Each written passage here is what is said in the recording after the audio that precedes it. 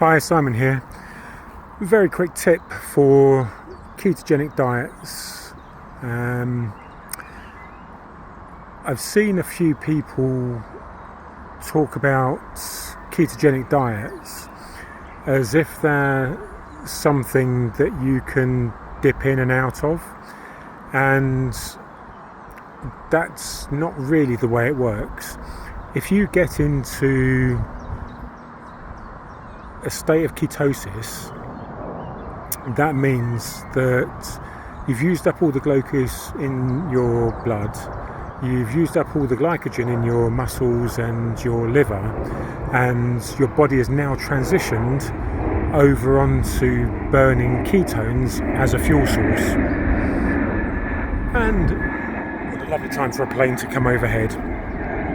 Now, if you all of a sudden have a few 100 grams of carbs, a couple of slices of bread, a small piece of cake, I don't know, some cheesecake, a bun, I don't know what it might be, but straight away that's pretty much going to knock you out of ketosis. And what your body is going to do is straight away is start trying to restore those glycogen stores, so in your liver and your muscles.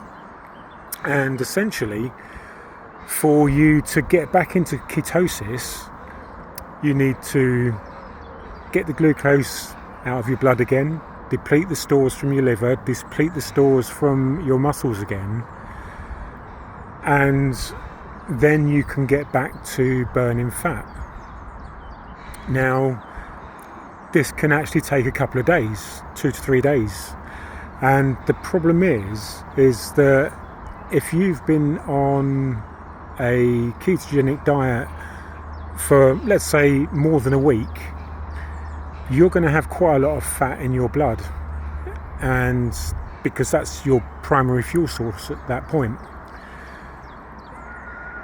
If you have an introduction of glucose, your body is instantly going to switch to that. Your body will use glucose over any other fuel source straight away. And yet you've still got all this fat floating around in your blood, and that's not a good thing. And it can take 2 or 3 days for you to get out of using glucose as a fuel source and switch back to ketones and fat as your primary fuel source. So when you think about doing a ketogenic diet, this isn't something that you should think about as something that you can just jump in and out of, because your body really doesn't work that way.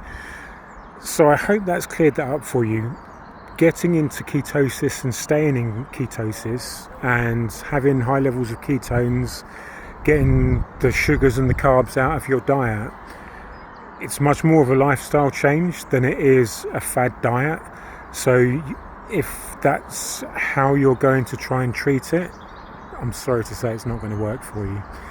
So if you can just think about that, if you're thinking about going on a ketogenic diet, it'll be much easier for you to potentially stay on it when you think that, just with a couple of 100 grams of carbs or sugars, you could be out of ketosis for as much as 2 or 3 days.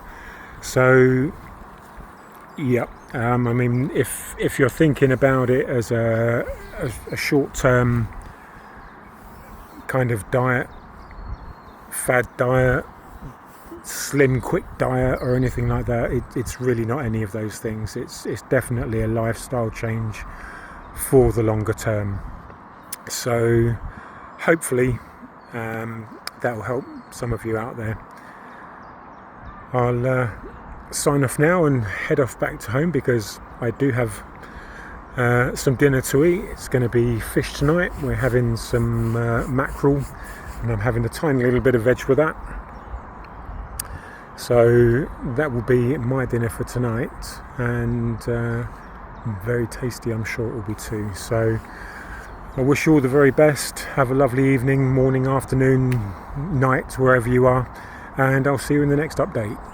And don't forget to subscribe to the channel, like this video, and if you've got any comments, please do leave them below.